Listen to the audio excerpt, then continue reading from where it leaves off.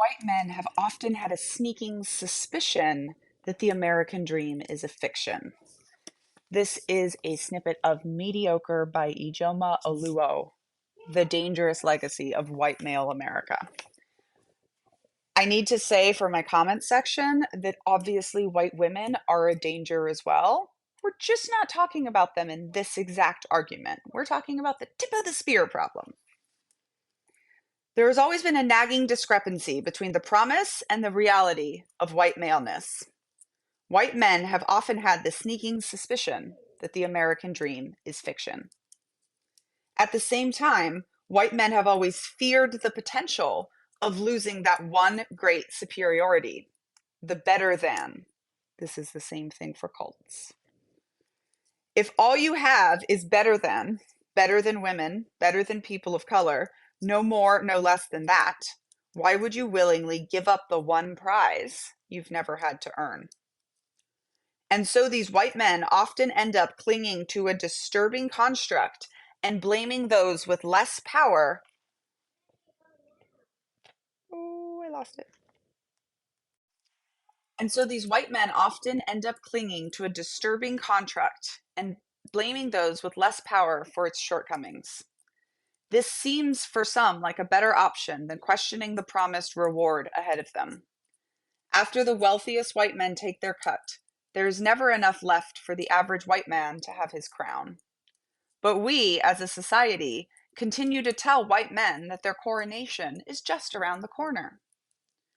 Too many women and people of color have experienced the rage of a white man who had been patiently waiting in line to be the next president or CEO.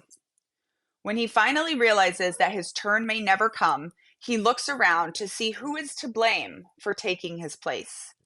He thinks his loss is the cost of opportunity for others. But he never looks up at the elite white men he has been striving to emulate.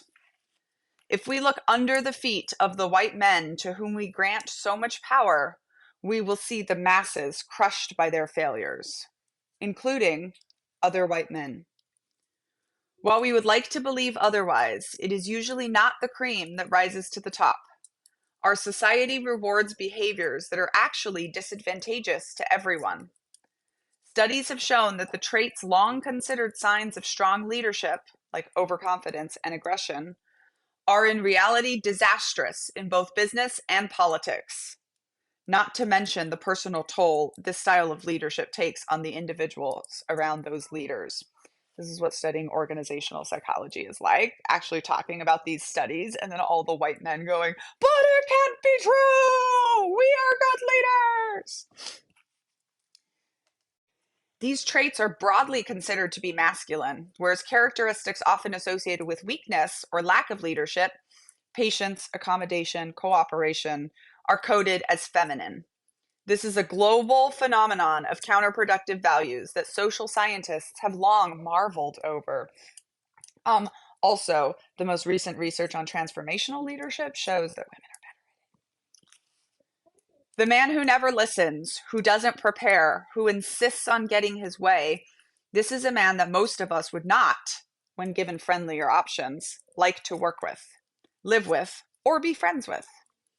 And yet we have, as a society, somehow convinced ourselves that we should be led by incompetent assholes. This patriarchal elevation of incompetence has a special flair, however, in capitalist and individualist societies like the United States. When wealthy white men hoard power among themselves, they also need a cost-efficient way to keep the masses from threatening the status quo. How do you keep the average white male American invested in a system that disadvantages him? You give them whiteness. You give them maleness. You give them an identity that will provide a sense of victory in good times and bad. All you need to be successful as a white man is to be better off than the women and the people of color. All you need to do to distract white men from how they are actually faring is to task them with the responsibility of ensuring that people of color and women don't take what might be theirs. White male identity is not inborn, it is built. This identity is not designed to be its most intelligent, most productive, most innovative self.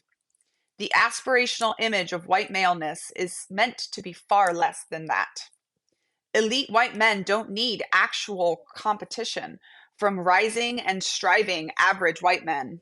Instead, this status becomes a birthright detached from actual achievement.